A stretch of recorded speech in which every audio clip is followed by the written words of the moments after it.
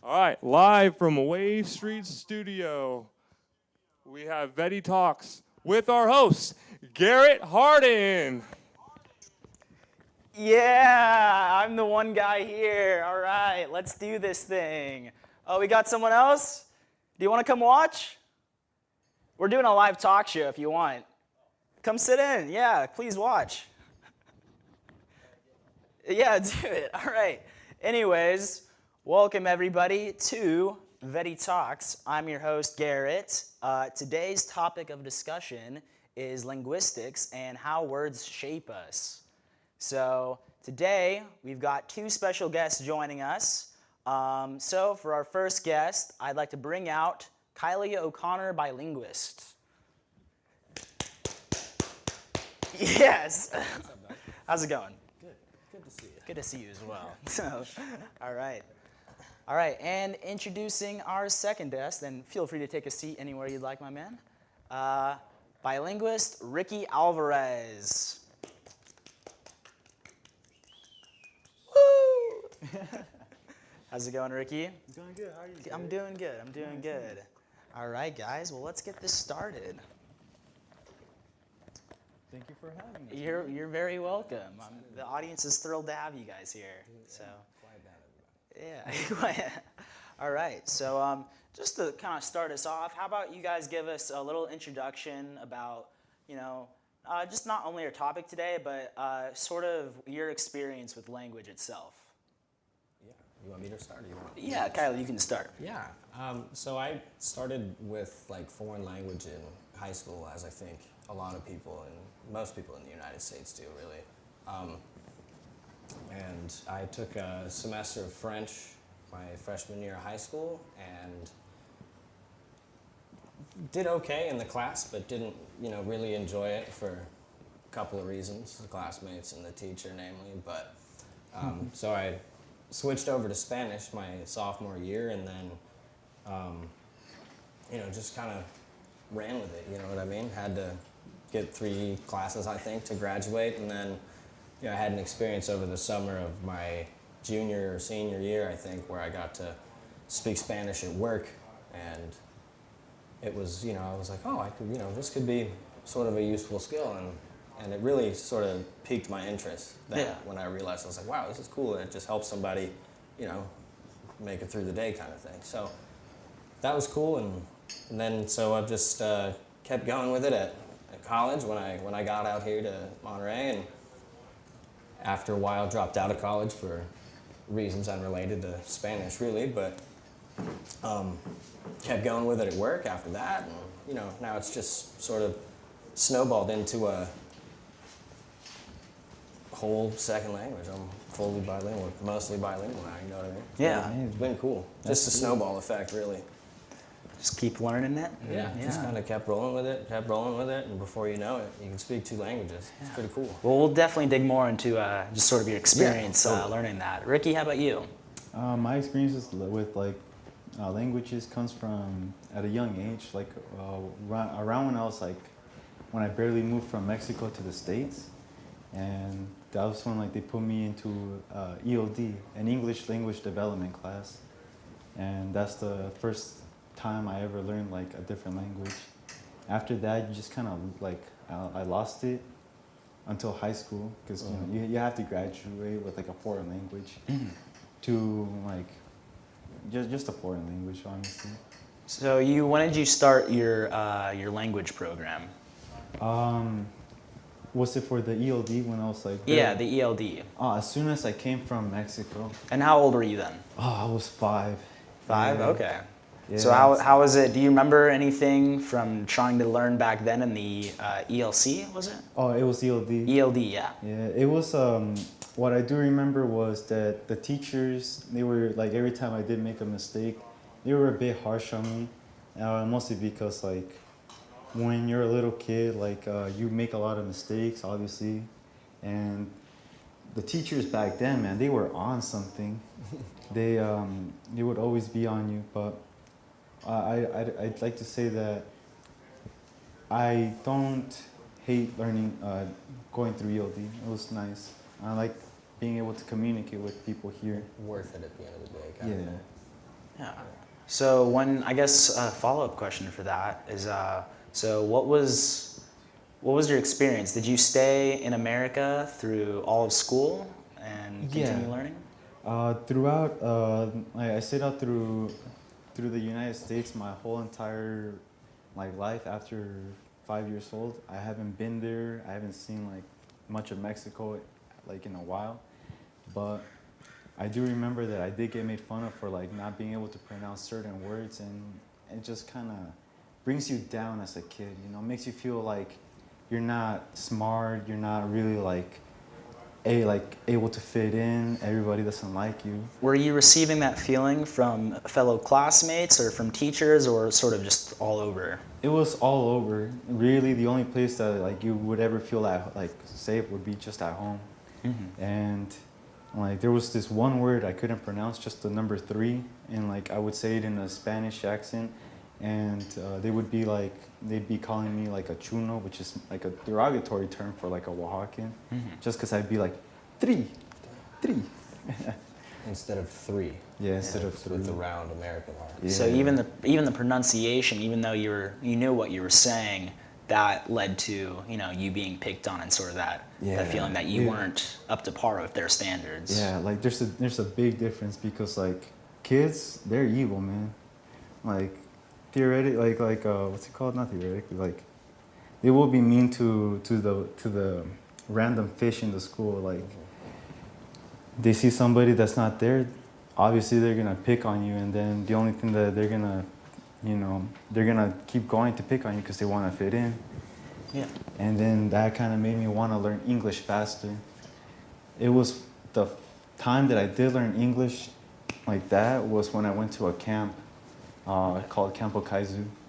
It's a camp for kids with terminal illnesses, and I didn't know a speck of English.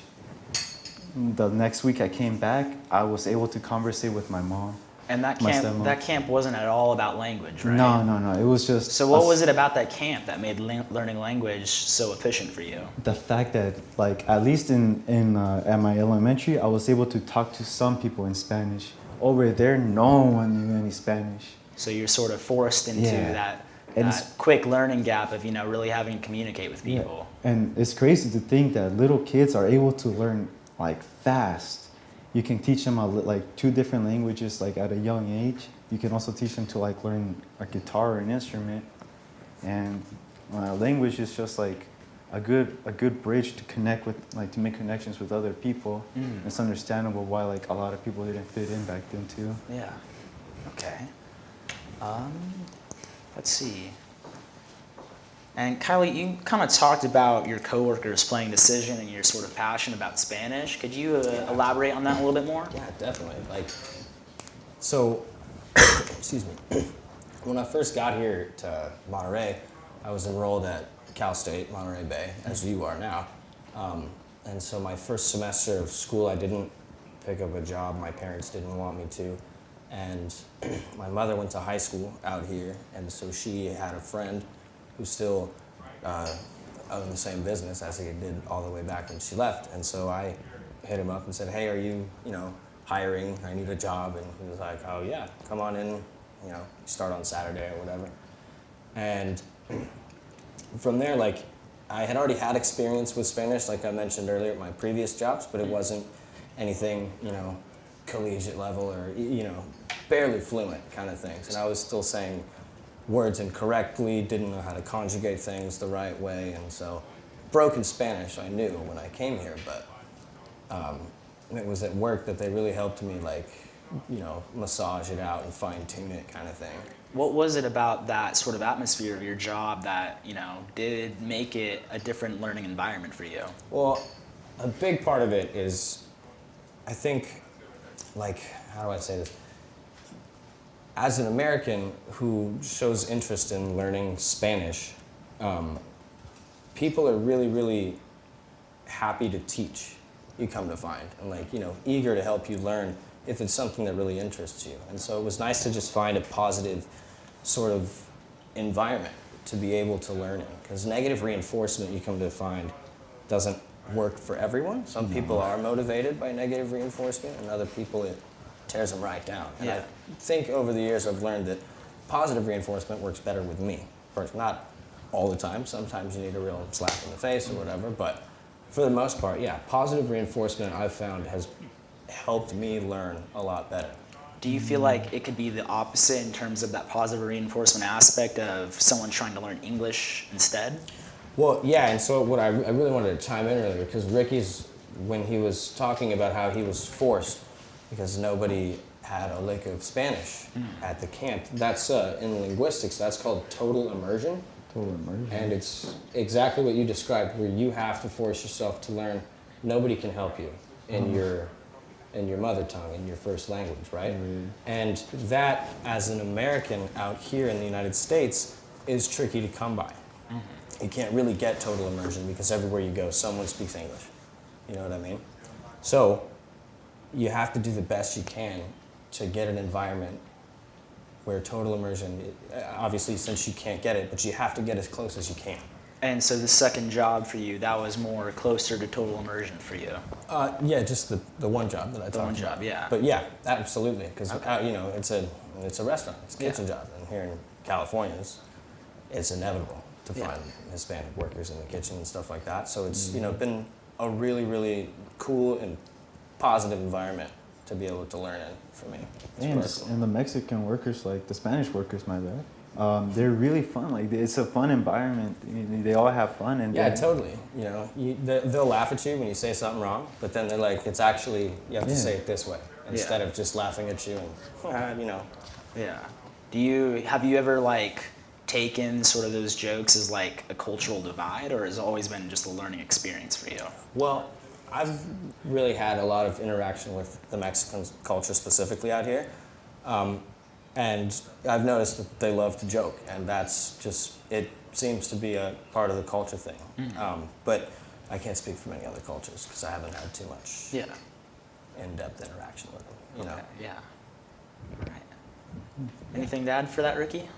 No, other than like the total immersion thing, that I never knew that. Thank you for telling me that. So yeah, and like that's like, for example, when people go study abroad, you know, if you're an American studying here in the United States and you're a Spanish major, they usually require 6 months of in-depth community service with use of your foreign language, or you can study abroad and get your requirement for the degree that way. And so that's what they're attempting to give you by forcing you to study abroad is total immersion. Yeah. It's the most effective way to learn a language. Maybe that trip to Italy ain't that far Yeah, away. dude. That's a prego, you know? Come on. Man.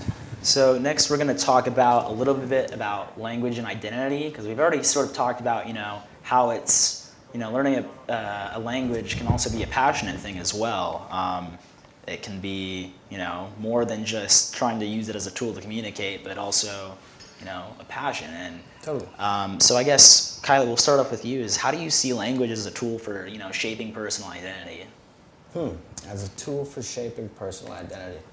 Well, it's good for it to be an aspect of your identity, I certainly think, but to have any one thing as your whole identity, I don't think is necessarily the greatest way to go about life. Do But you feel like it's learning Spanish has shaped your identity? absolutely, it's helped shape my identity. It's helped me realize that, you know, sort of the level of stimulation I need for my brain to stay interested in something is, I think, higher than I realized. And so that's, you know, sort of helped me to, I guess, be able to hone my identity in, sort of thing. Does that make sense?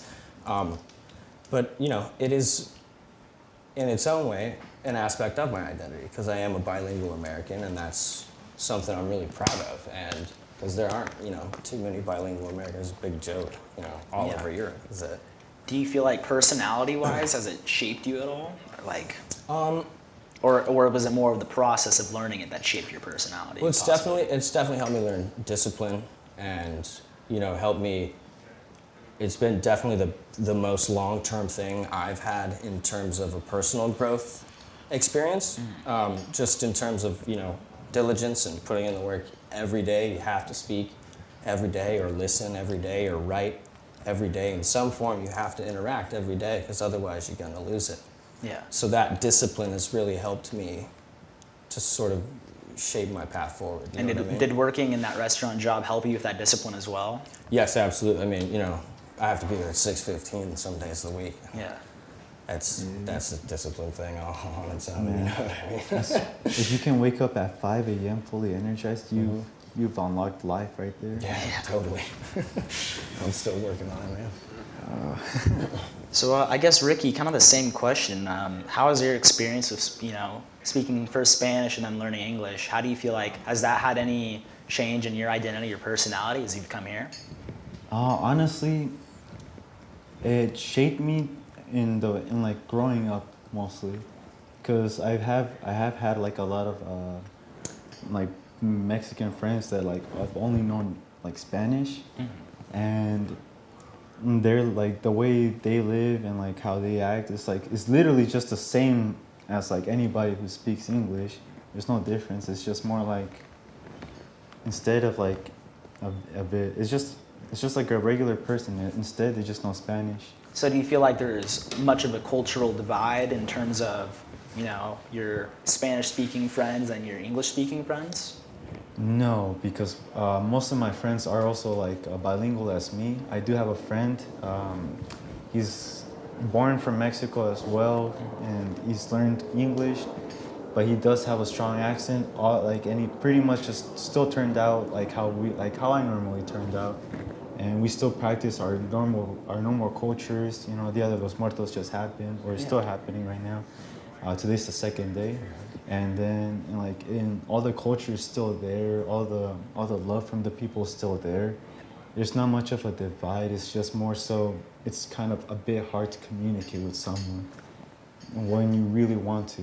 Yeah. And it kind of frustrates you because you want to tell them something. You want to say like if they helped you out, you want to say like appreciate the help, or you want to tell them something, but it just ends up sucking like in the way, not being able to talk to someone. Yeah. And Sorry, continue. oh no, you're good. My bad. I guess what I was gonna ask as a follow-up question was, I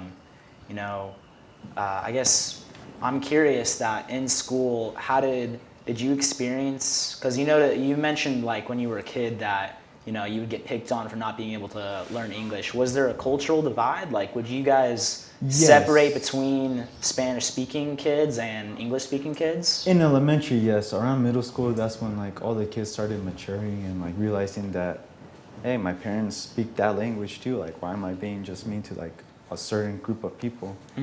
And it's really deeply rooted in there too. There's like a lot of Mexicans. Sad to say, but a Mexican's worst enemy would be another Mexican sometimes.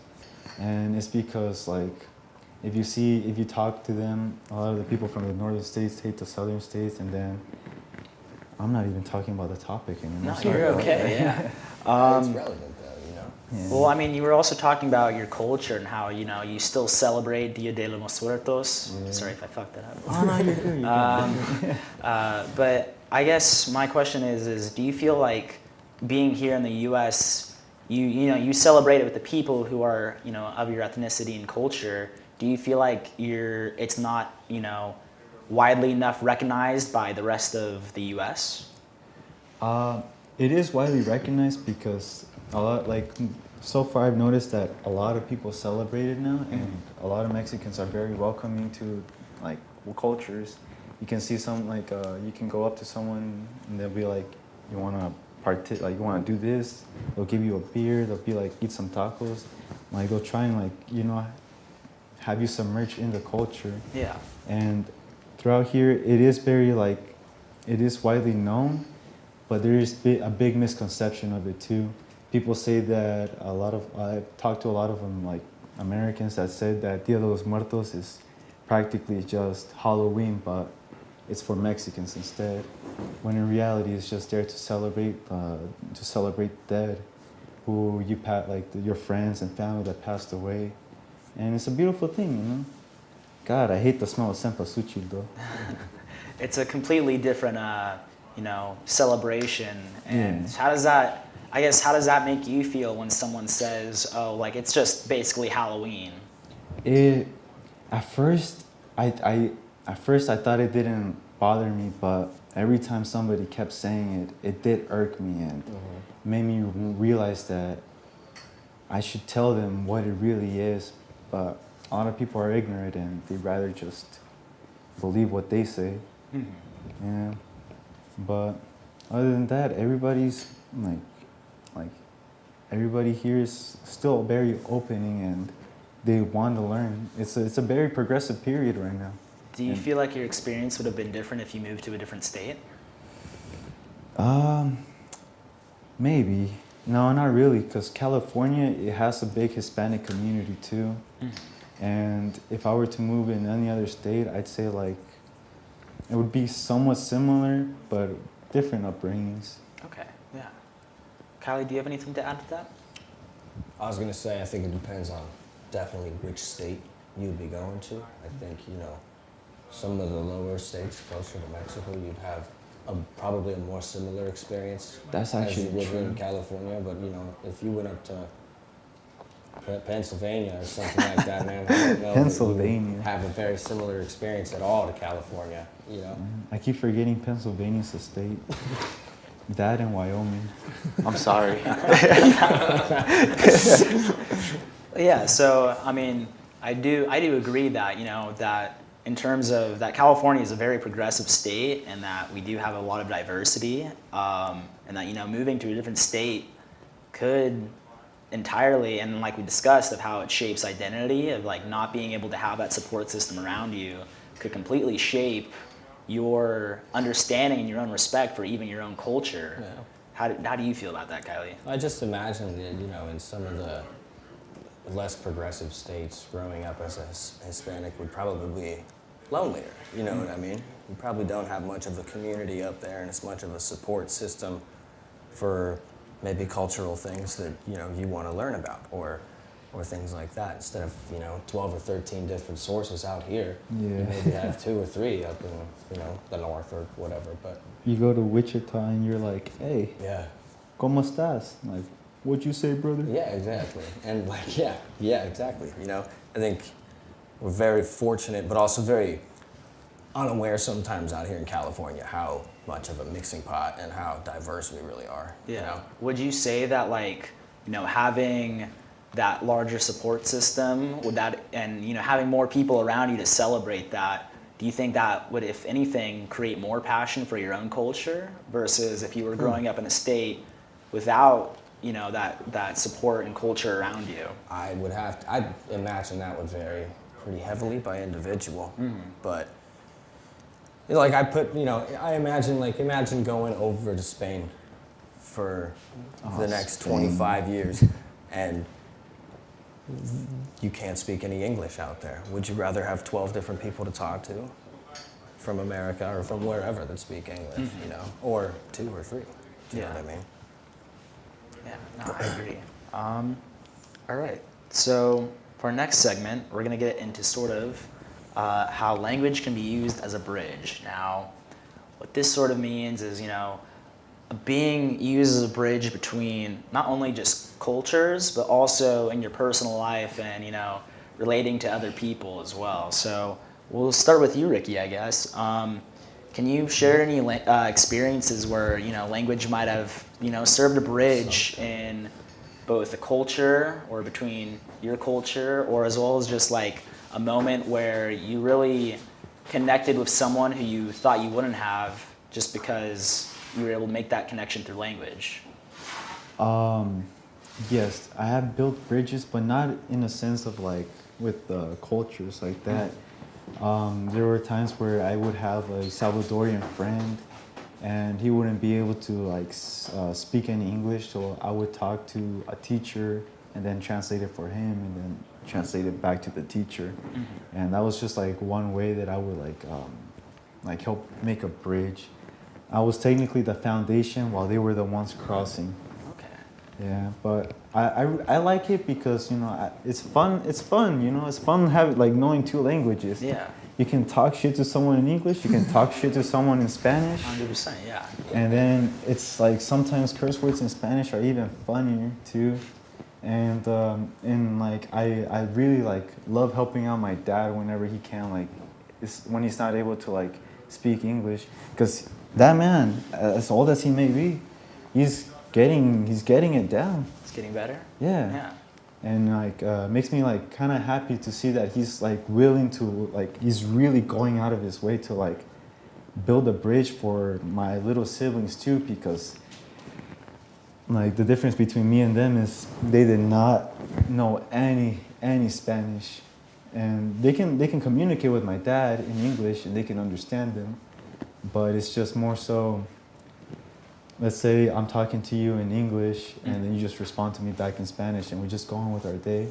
Like you don't really need to, know a new language, but at the same time it's a lot easier too. Yeah. And it's funner.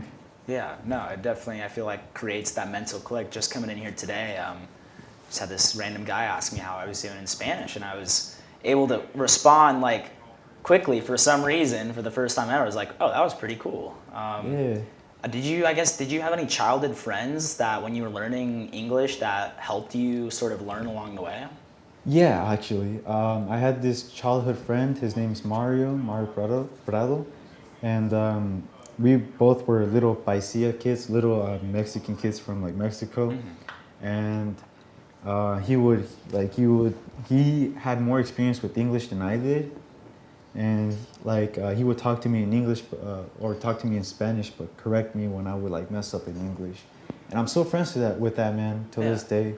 Did it help having someone that was your age help you make that bridge? Oh yeah, for sure, because the one thing like a kid always wants to do is always fit in. That's the main thing. And if you find just that one odd one out, you'll basically be best friends because it's you against like the school and you have something similar. Yeah. You guys can't really talk that well in English, but you guys can conversate in Spanish and it just goes on from there. And it's like a good feeling, Yeah. Yeah. For Kiley, have you had any meaningful interactions or connections with using Spanish with other people? Because you've been speaking it for quite a while now. Oh yeah, absolutely. I mean, I've got, some great friends of mine can't speak English at all, and it's just been really, really cool because you get to hear everyone's story, and everyone has some sort of wisdom or something to teach you. You know what I mean? Yeah. And if by learning Spanish, I have now twice as much opportunity to learn things like that, and I don't know. Yes, absolutely. There's been meaningful connections. Yeah. It's like building bridges with like other people, man. It's insane to see how many friends you can make and how open people are. Yeah. Do you feel like the things that you learn from people who don't speak your native language, do you feel like I guess the moral, not even the moral values, but just the values in general that they speak about are different from your own culture? It's certainly easy to see that when you're speaking to someone who has come here from Mexico or Salvador or Guatemala or something like that, like it's evident that they were brought up in a different place. You know what I mean? Just, some of the way some of them speak about like the simple joys in life, you know what I mean? Like you can see that they come from they don't come from as much of a place as like privilege as us, pretty much. You know what I mean? There's not as much technology. There's not, some of them don't have clean drinking water in some places and stuff like that. And you get here and they tell you about all that, and you're like, dude, we have it so good here. Honestly. And it just sort of brings a whole new level of perspective that I think Americans can't always necessarily teach you. I did talk to my dad once about like his childhood in Mexico, and over there, you know how we have like marijuana is legal and there's a dispensary in like every like 3 corners. Yeah, it was over there was like the big culture shock was, for them it was white snow. That was like technically what our marijuana was, and that made me realize that there's such a big difference between me and my dad. And his advice like helps me as much as like as much as I hate to hear him say ponte las pilas, haz tu trabajo, like put batteries on, man, focus, go do your job.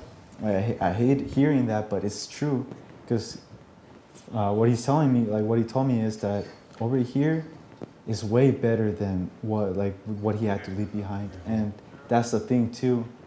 You look back at it, a lot of immigrants had to leave behind families, like friends, and take such a huge risk to cross a border.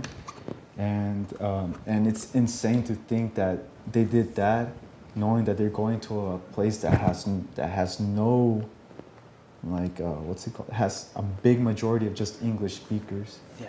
And they go by, and they will work hard, man. So do you feel like, I guess, the work ethic from Spanish-speaking countries, I don't want to say that, Americans are lazy, maybe a little bit, but do you feel like, that work ethic, but also the cost and the challenges of coming here has shaped their personality and work ethic when you talk to, people of your own culture, the Spanish culture versus American culture? The work ethic is big too, because my dad used to work at a field.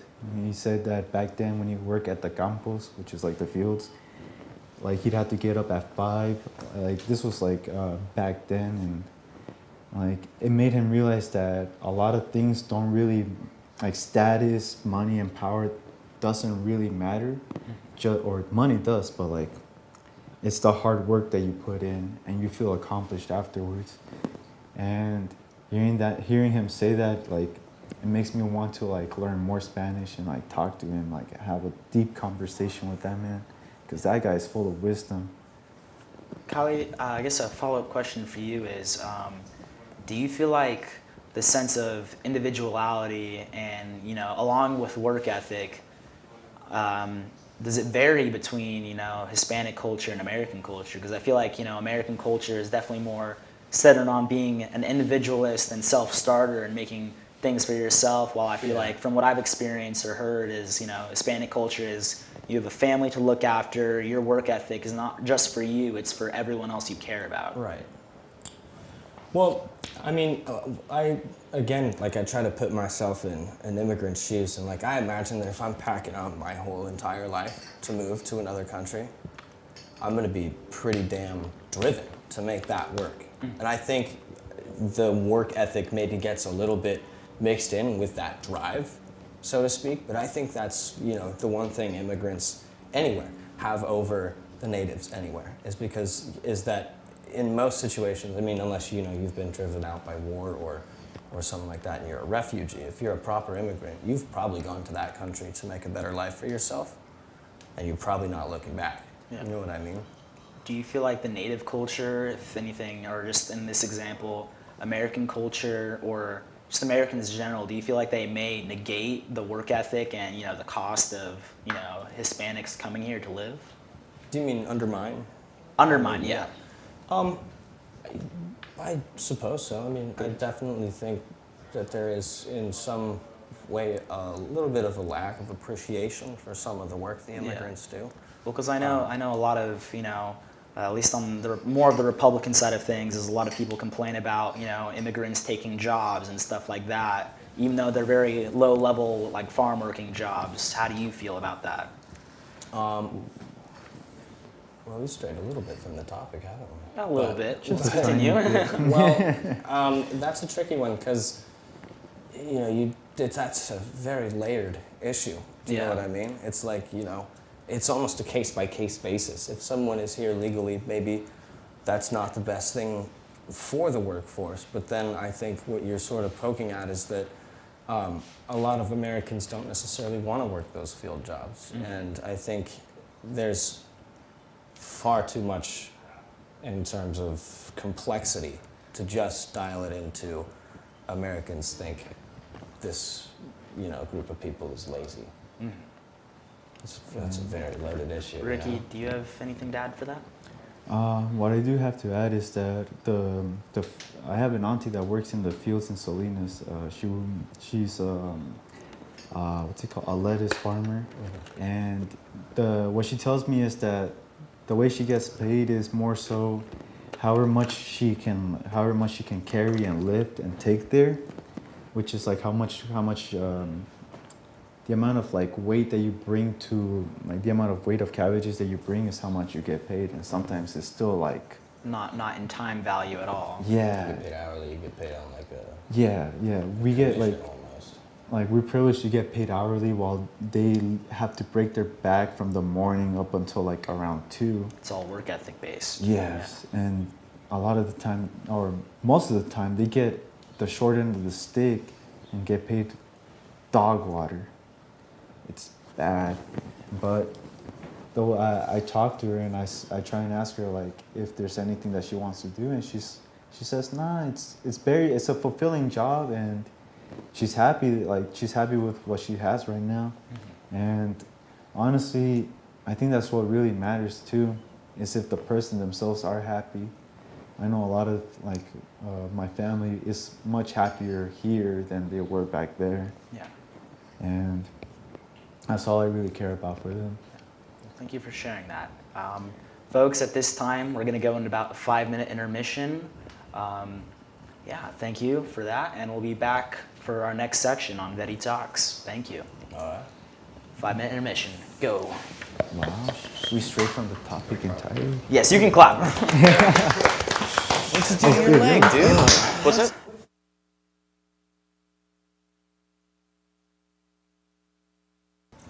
All right, ladies and gentlemen, we are back with VettyTalks. Our topic of today is language, or linguistics, and how words can shape us. So, let's hop right back into it. So, our next segment is about challenges and triumphs. So, I guess to both our guests, as we've sort of talked about this a little bit with Ricky and going to the ELD.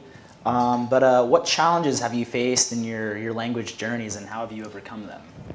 The challenges I faced throughout my journey is mostly not being able to conversate as well. I mean, in all honesty, I think I didn't really have much of a challenge, because that 1 week at camp really flipped the switch entirely. So, but the triumph I do have is I've been relearning my mother language, because my grandma called me a no sabo kid, and that hurt so bad. What does that mean? So when Mexican or someone tries to speak Spanish to a kid who's also of the same ethnicity, they're like, ¿Cómo estás, niño? And then the kid's like, oh, yo no sabo español, which is a bad way of saying I don't know Spanish. And the best way to say it would be yo no sé español, or yo no sé. Can I chime in? Yeah, go for it. So, no sabo is grammatically incorrect. Okay. It's a grammatically incorrect way to say I don't know. The word saber is the infinitive form of the verb to know in Spanish. One of the verb to know, the other one is conocer. But saber is an irregular verb, so the regular conjugations of ER verbs don't apply to it. And so normally you would say something like comer, yo como, I eat. But to do no sabo is to make the assumption that it's a regular verb, but it's not. And so when you say no sabo, it's obvious that you sort of don't know all the words, or all the rules, of Spanish. Does that make sense? So people from your own ethnicity can pick up on those grammatical errors. It's a dead giveaway, Yeah. really. For those who do know correct and proper Spanish, it's a dead giveaway that this person doesn't know all of the rules and regulations. Do you find that that's more common with, people who move here to the United States? No, it's more common with their kids. Absolutely. Okay. Because of them being a Spanish household, you're constantly thinking in Spanish, and you're speaking in Spanish, and then you're constantly still going to school. A lot of the kids just kind of give up on speaking Spanish with their parents, because it just gets confusing at times.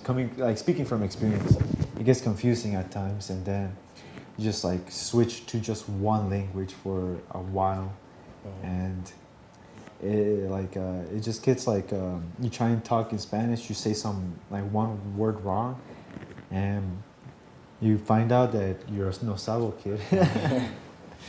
So I guess my follow-up question for that is, when you do, or is there like you know what code switching is, right?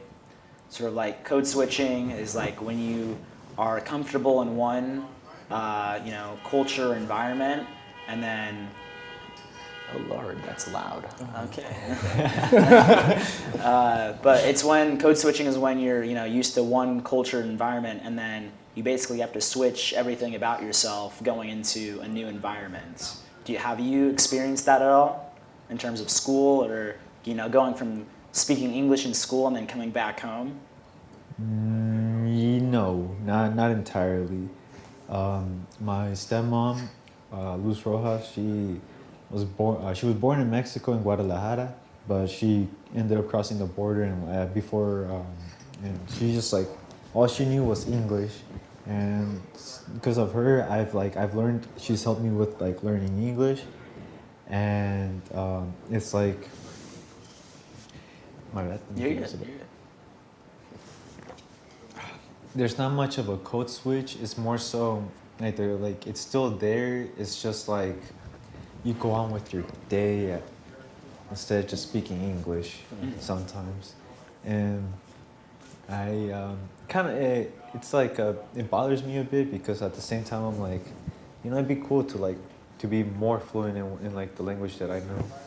Did your parents ever look down on you speaking English at home? Or did they No. encourage My it? dad encouraged it actually. Okay. He said that as long as I'm in the States and I know English, I should be able to like accomplish a lot more things than he can. And because of that, it motivates me to like buy him a house. Yeah. Okay.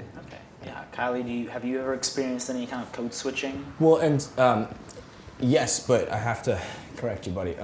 Code switching is the sort of switch in your head that you flick when you need to change languages. Yeah. It's not got a whole lot to do with culture. Environment has an effect on it, but you think of a light switch, and if the lights are on, you're speaking English, and if the lights are off, you're speaking Spanish.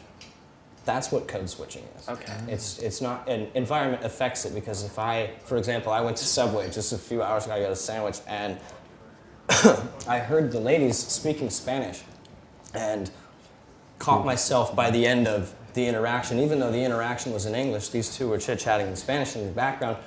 I found myself, by the time I went for my drink, going, voy a agarrar una coca. Like, thinking in Spanish, I'm gonna have a Coke, instead of, I want Coke in English. I don't know, it's tricky to explain, but. Do you find that you often have control over when you do code switch? Yes, there are, most of the time, yes, but there are some times where you do it without thinking, and I think that mostly happens in thought, because obviously you have to articulate it. But there's definitely times, for example, when you miss the light switch, and you're like, yeah, hey, can I have that botella de agua real quick?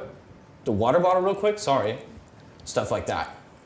And then you sort of get into people who, like we were talking about earlier, si queremos tener una conversation real quick, podríamos tener that conversation that we were talking about. That's me flicking the light switch on and off. Conversation, pero no podíamos tener the same language. We're keeping it in. Exactamente. Podemos change languages cuando queramos, ¿verdad? Neta. That's us flicking the light switch up and down. You can do it on control sometimes, but it's just like a force of habit when you're just like trying to like grab something. You're like, oh look, un pedazo de pollo. I'm like, why did I say it like that? I could have just said a piece of chicken, like una naranja. I could have just said an orange. Yeah, it's like when you let your mind run, sometimes you do lose control of it, but you can always. You can catch Do yourself. you feel like you right have to back be at a towards certain it. level of comfort with that second language to be able to start thinking in that, or when did that start happening for you? When did you actually start thinking in another language? I really can't pinpoint like one day when it started happening to me, but I would around the 5 or 6 year mark when I really started getting to working 40 hours after I dropped out of school. When I was in school, I was only working Friday, Saturday, Sunday. And that was pretty good, but once I got up to 5 days a week, and I started busting Tachi, Chepe, and Berto, like those guys really, they threw me into it, man.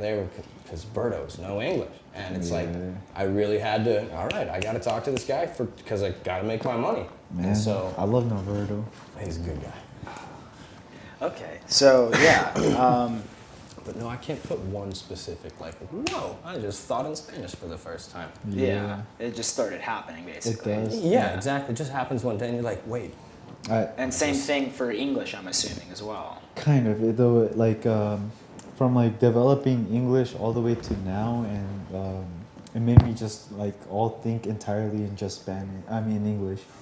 When I moved in at a ranch with my uncle, that's when he would I would try and talk Spanish to him or speak Spanish to him, and then he just like laugh at the mistake that I made and then correct me, and like that really helped out like with me relearning the language that I lost. And with like throughout the time relearning all that, learning what alfalfa is, a borrego, a fucking chivo, and all that stuff, and like it just like made me realize like, you know, it's fucking insane trying to think in one language, because like in real life we both know two languages, and it literally just goes back and forth. Yeah. And you catch yourself, but sometimes when you don't catch yourself, it just keeps going and you just can't control it. Do you feel like you can almost think quicker when it's just free range and you just think whatever basically in terms of either language? Yeah, honestly, yeah. Because then like when I'm thinking, it goes from like English to Spanish, then back to English, then back to Spanish out of nowhere. There are times where I'm thinking to myself, and then let's say Chepe just like throws something at me. That's a little joke. I'm like, hijo de puta, like that. You revert back. Like, Yeah. Instinct almost. Yeah. Because yeah, absolutely. I notice myself doing the same thing. Where, Yeah. especially with like really, really complicated, high level, like thoughts about philosophy and things like that. Things I simply don't have the vocabulary for. I have to go back to English. Yeah. To properly express myself. And then that's where you can get a translator app, and you get deep enough into the language, you start learning like roots and like etymology, like how certain words share roots just as they do in English, like but you start to recognize them too, and so then you're like, oh, that's probably coming from this, so that probably means this, so I don't need to Google Translate that, or use a thesaurus, whatever. Yeah. And then what also helps is like you also get to learn like the slang from your coworkers too. Absolutely. That's the first thing they teach you in English, or in Spanish rather, when you live here, is all the bad words, dude. Yep, I love them bad words. Nah, but when you're learning Spanish, it's also better to like learn the slang too, so you can have a good understanding. Like in English, nobody properly speaks, man. Like we're always saying some bullshit like, oh, you wanna do like so and so, like what's the move, WTM, all that stuff. Yeah. Or we mix like two words into one. Like, what do you say? Sorry, go ahead. Oh, I was just gonna say, like, I'm finna hit you up later. Yeah, like if you that. say that to someone who doesn't speak English, they don't know what you're talking about. Exactly, like, and like, where the fuck did the word finna come from? Well, it's like it comes from gonna, and then fixing to is Fixing finna. I'm fixing to do this. I desire to do it. But yeah, no. If you tell that to like somebody that only knows Spanish or no speak of English, they will be confused out of their mind. Yeah. Totally.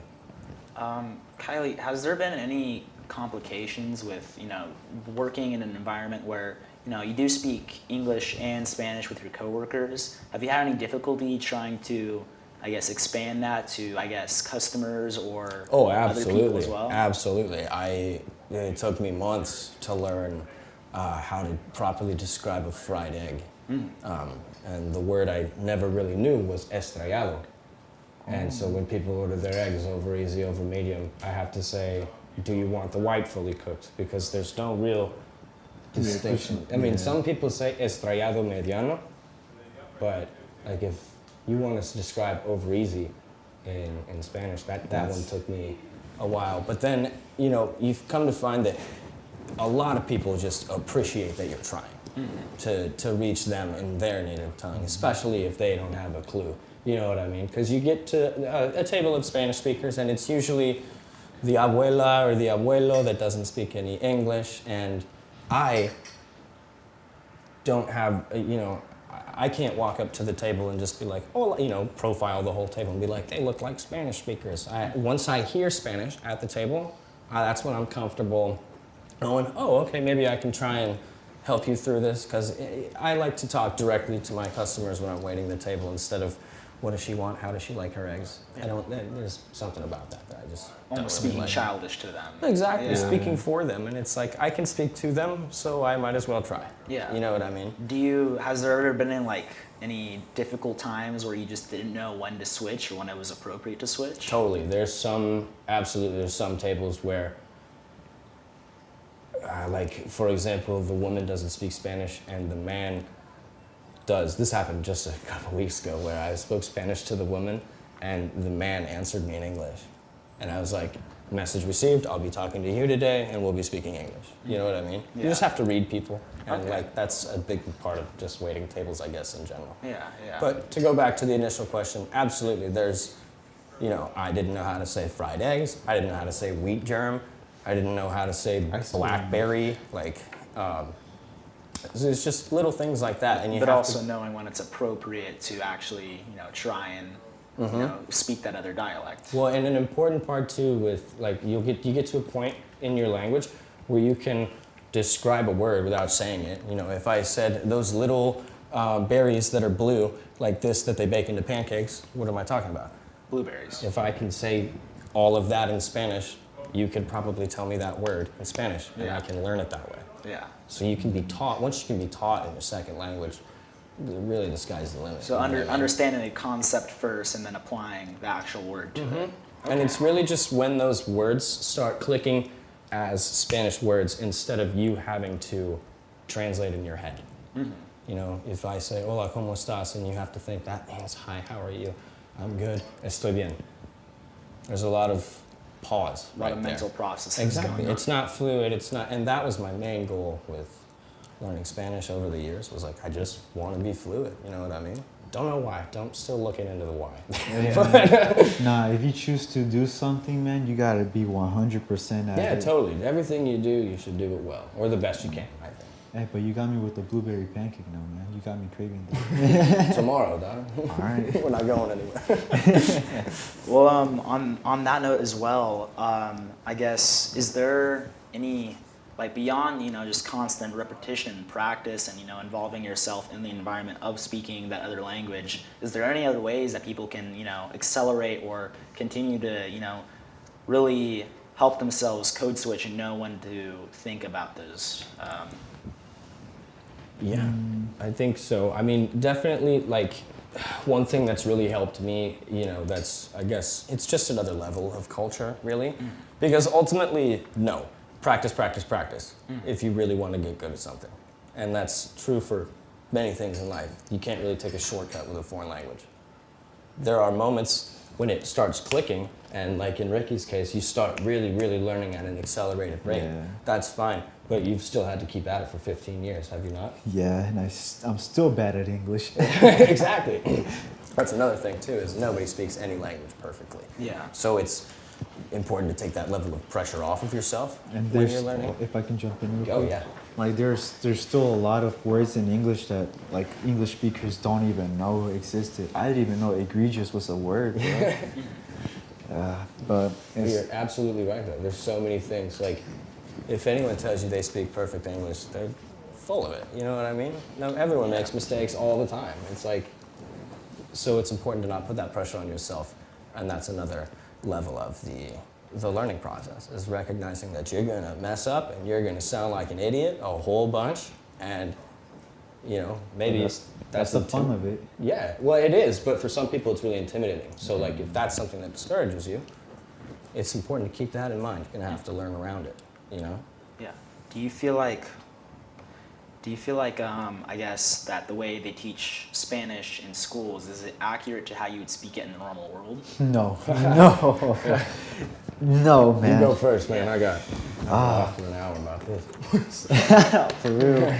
So during my high school years, when I got put in my sophomore year, when I got put in Spanish class, they put me in Spanish 2 native speakers, and when I went into the class, the first thing my teacher ever said to me was, vosotros van a ir a este lado del clase. I'm like, vosotros? What the fuck is vosotros? We don't use vosotros in the United States. Exactly. So that's a great example, actually. Like, vosotros is like the formal way of saying those people over there. When when all the Hispanics in reality would be saying ellos, ellas. Vosotros essentially is the way we use y'all in English. Yeah. It's used, vosotros is used in Spain, correct? Yeah, in Spain. Spain and also parts of Latin America as well. I believe. I Argent- want to say they use it in Argentina. Argentina uses it, and I do know that some northern states of Mexico use it. Right? Ooh, interesting. I didn't know that. That's cool. And Chihuahua y por allá, ¿verdad? yeah, Chihuahua and Paraguay. Cool. But overall, you don't feel like, you know, Spanish classes in America accurately prepare you for speaking Spanish in the real world? No. Well, it's just tricky because, like, what you're doing is you have to teach people who have this concept of language, and really, like, until you get to a foreign language, you don't really think about your language, you know what I mean? It's just there, and it's just something we do, and it's just a lot of people don't think about it, so it really gives you a new perspective on language itself. But then, like, the way they teach you is good if it's your second language, but if it's your first language, you'd be learning it completely differently in Mexico. You'd be learning English completely differently in Mexico, you know, and so like in Spanish, the first thing they teach you is me gusta, because it's a great introduction to infinitive verbs. And me gusta is a very simple idea in English, is I like. But, you know, months into the process, they explain to you that me gusta does not mean I like, it means it is pleasing to me. And so, like, me gusta nadar, we would translate to I like to swim. But it means swimming is pleasing to me. And so I think what I just am getting at is that it's a lot of building blocks, and it takes a while in the education. If you go the education route like I did, it takes a while for it to all come together. And it doesn't very much feel like a linear process, like maybe total immersion might to some people, but then I don't have really much knowledge of whether or not total immersion is or is not a linear process. Because it's probably not. It's just I don't have the full perspective of total immersion growing up here to be able to speak on it necessarily. Hey man, Michoacan, 2024. I keep trying to get Syra to take me out to her rancho. We're gonna ask him. But learning Spanish in high school, really they're just teaching you Spanish, and a lot of it here is mostly Hispanic Spanish, more like a Mexican, Salvadorian, Guatemalan, and a lot of, like, there's more slang, more different words used. Totally. That's recently, like, I was talking with my friend's dad, and then he looks at us. He's like, "Hey man, you're speaking more like somebody from Michoacan than you are from Oaxaca," and it's because my friend, because he uses his slang around me too. It just kind of like makes you realize that everything is not everything is entirely different, but just the small things are entirely different. In Puerto Rico, like saying straw is like sorbete. In Mexico, it's popote, and then palomitas is what we say as popcorn, but the actual translation would be like pigeons. That's literally what it is. Yeah. So there's different ways to say, you know, different things depending on, you know, where you are and the culture as well, I say. They almost, in the American education system, they almost try to, a lot of them, I had several professors at Cal State Monterey that said, we're going to teach you this, you're probably never going to hear it here. Because that's, I mean, you know, ultimately there's a curriculum or whatever that they have to abide by. But essentially, I will say actually in my Spanish classes, there was a decent recognition that Mexican Spanish, and there is a word for Mexican Spanish, it's called Castellano. It's a specific dialect of Spanish, and that's the one that we speak, is Castellano. But if that's really the dialect that they teach you at least in California, you know, maybe in Texas they teach you a different dialect of Spanish or something like that. But I think they do the best they can, I imagine, because yes, there is still the testing aspect of it, and that's the one thing that doesn't come with total immersion, and there's a lot of, I'm sure, back and forth, about like, is total immersion better or worse for you than this? And I don't know. There's a lot of unknown, because also it's a case-by-case individual basis, you know what I mean? The education system actually worked pretty well for me. Yeah. But once I got good enough, I left and went on to carry it on my own. But not everybody is self-driven. What were the interested thoughts, like that. going into like that point where you decided, oh, I don't really need this education anymore. Like I can learn more from this other environment that I'm in. Well, there was a whole nother level to my leaving of school. Like I was really stressed out and stuff like that, and sort of felt like I was doing it for my parents and this and that, and really was like the only thing that I'm really like interested in right now is learning Spanish. I'm out of here. I'm gonna go speak it at work. I learn more anyway, and I learn more there anyway.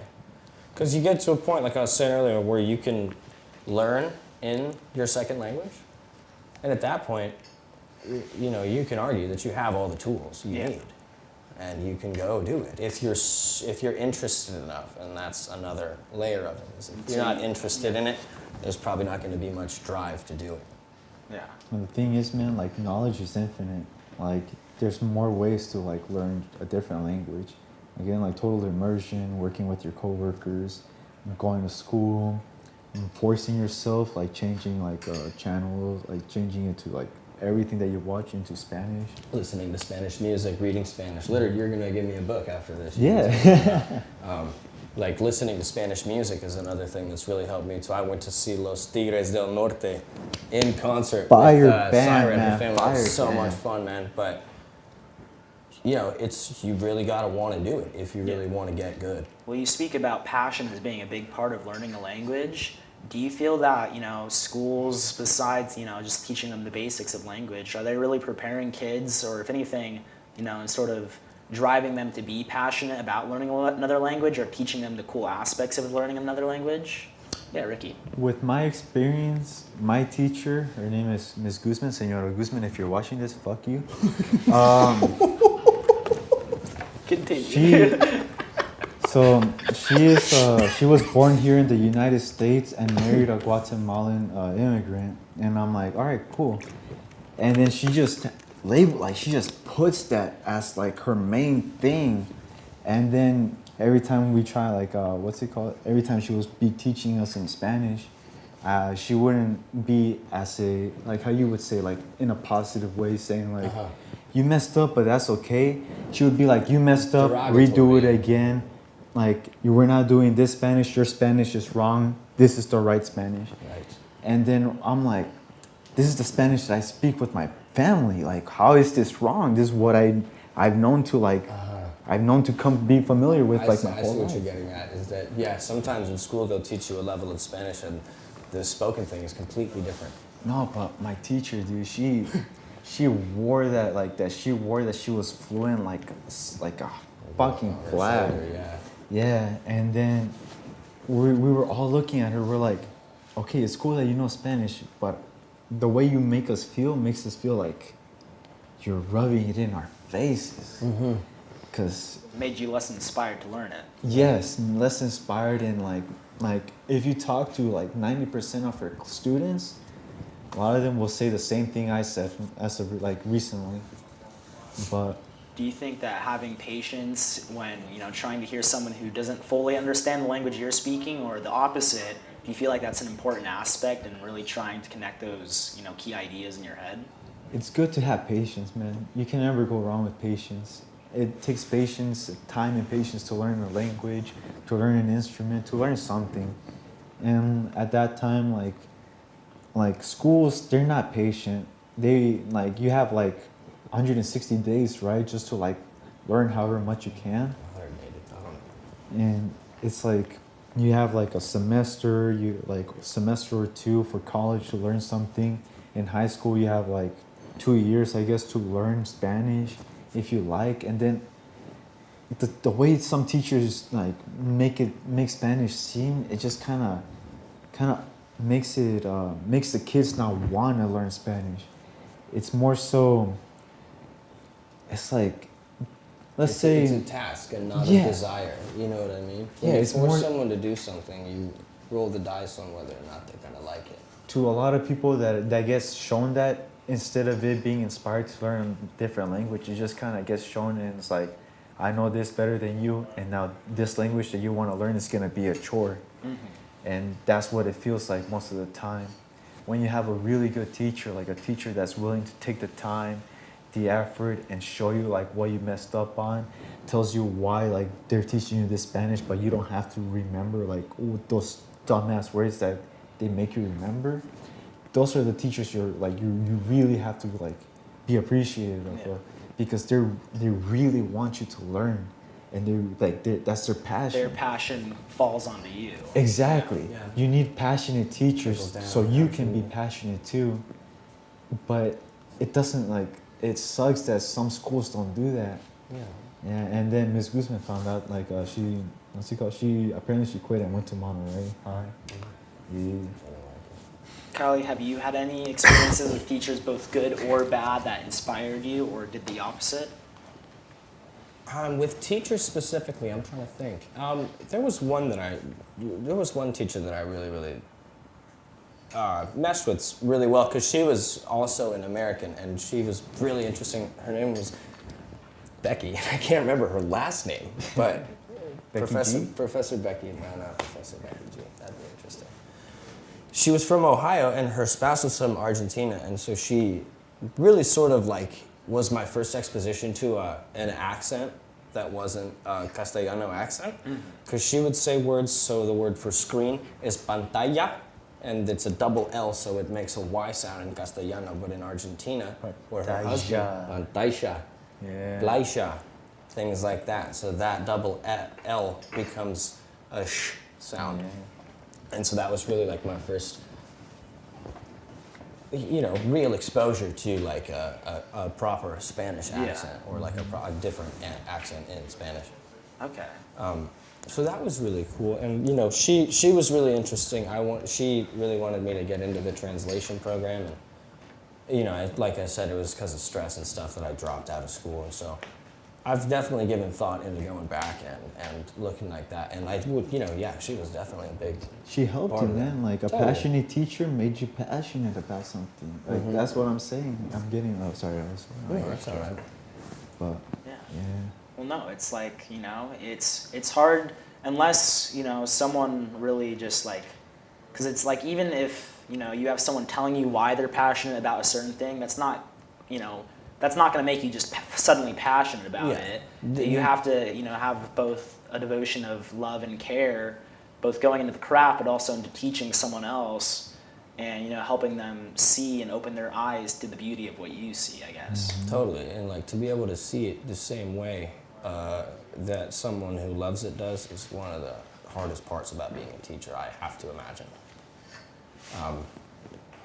Making I had your something else student too, be I forgot. passionate for the same thing that you're passionate about Yeah. is really tough. Oh, what I was going to say is a lot of the people who have really helped me with the passion side of it, and I think passion is sort of a like cliche overused word a little bit these days, but were some of my coworkers, you know what I mean? Just letting me come over and come to the carne asadas and be like, wow, this is so cool just to be able to be a part of the culture was far more interesting than anything any teacher could have taught me. You know what I mean? And then you get involved in the culture and you want to learn the language more so you can get more involved in the culture and learn more about it. So you learn even more. And then before you know it, you're dancing El Caballo Dorado. I still can't dance, man. I'm out by like the third. But that was beyond just like the culture they try to teach you in classes. You actually had to get involved Exactly. with it. It all goes back to really understand total it. immersion, Yeah. man. It's the fastest, best way to learn a second Yeah. language. And like back to it again, like the culture really helped, like makes you more interested into it. Like you're so used to seeing like what we see normally. We're so used to seeing everything around here, and then you look back to like different culture. You're just like amazed to see what different people like. How different people celebrate being human. That's what. Really like, well said, Ricky. I like that. So yeah, is there? I mean, between those two, I guess American culture and Hispanic culture, what ways have you noticed that we celebrate being human and we appreciate life in general? Big food, fast cars. We like. This is American, right? Yeah, Okay. this is America. Like American culture is more so.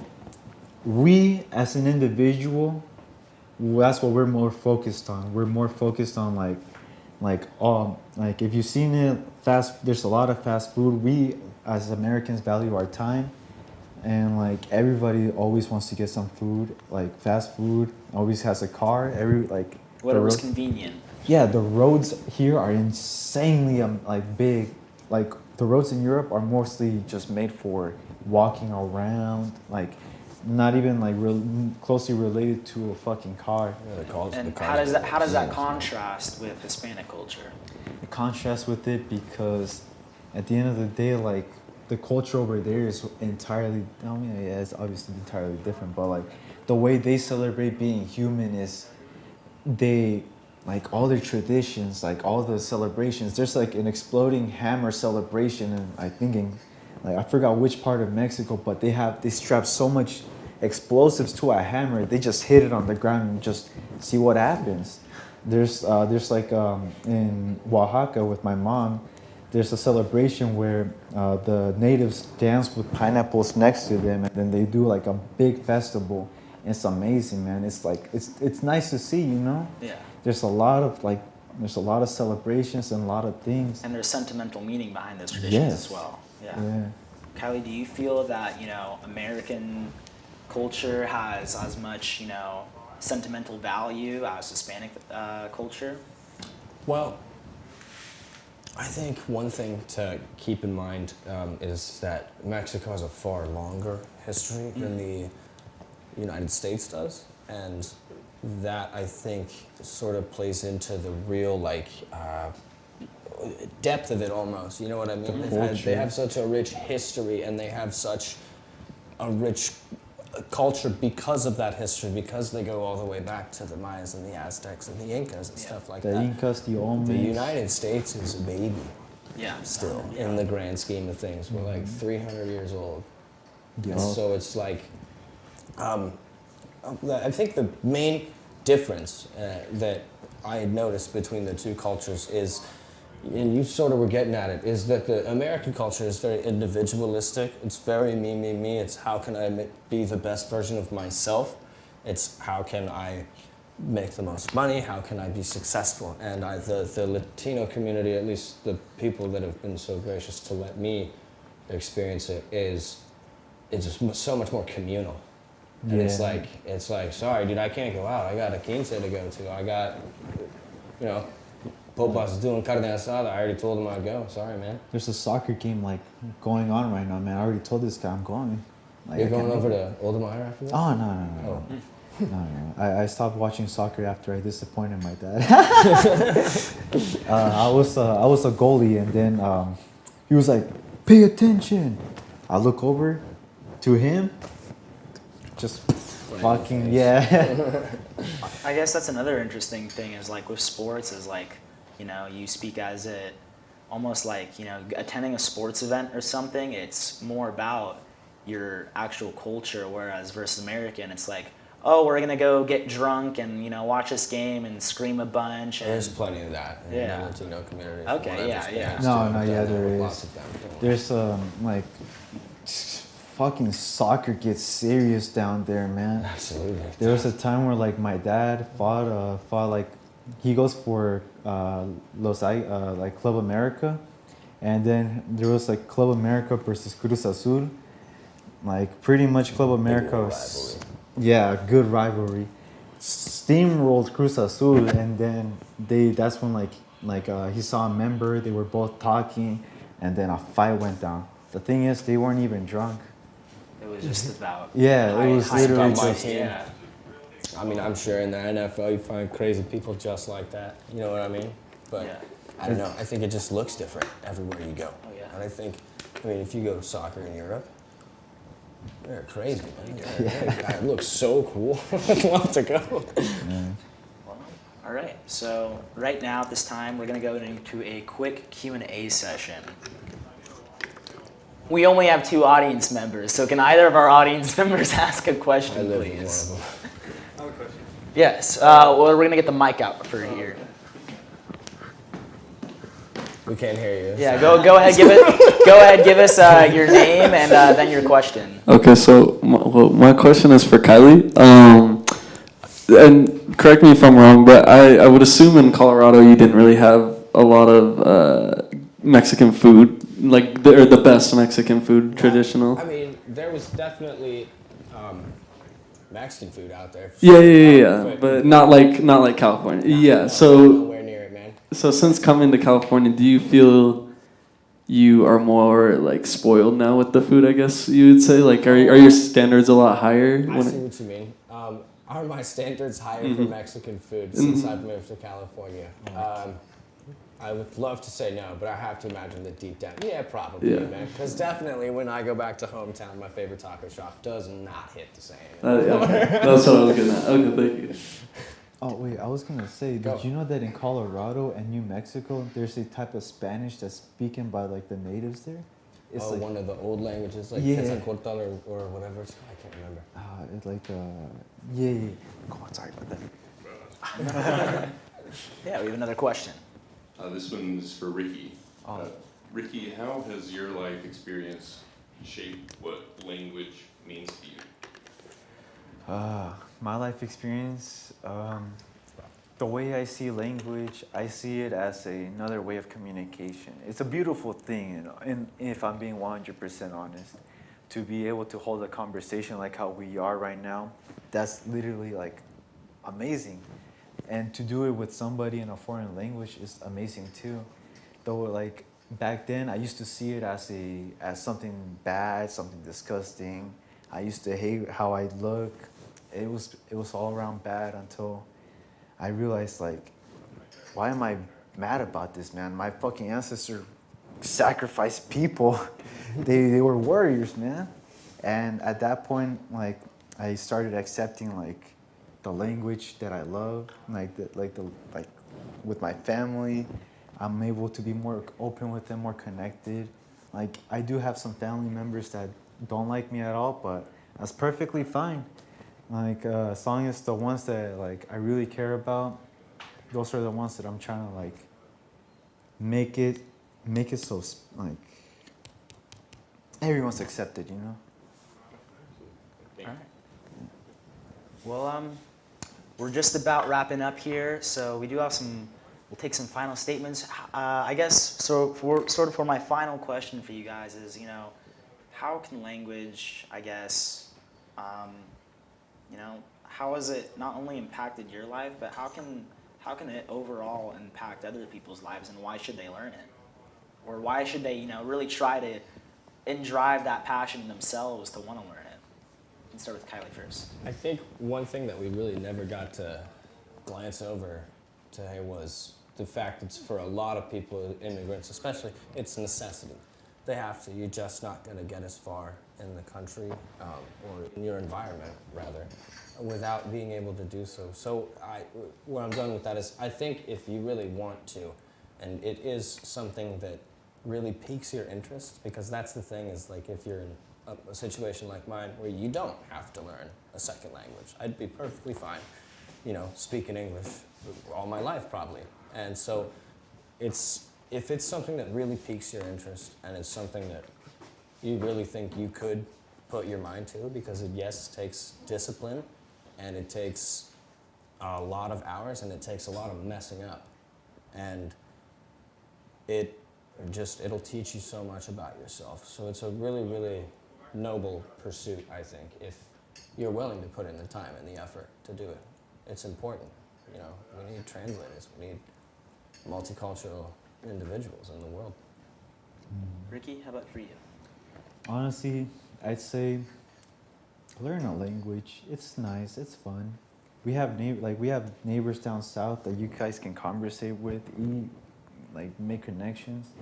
If you don't want to learn Spanish, you can learn an Asian language. And then we have our people from Vietnam, people from Taiwan, people from like Japan, like they all have their own unique languages too. Like it doesn't just have to be like one language that it has to be down south. You can learn anything, bro. Like German's amazing, man. It's so funny hearing German.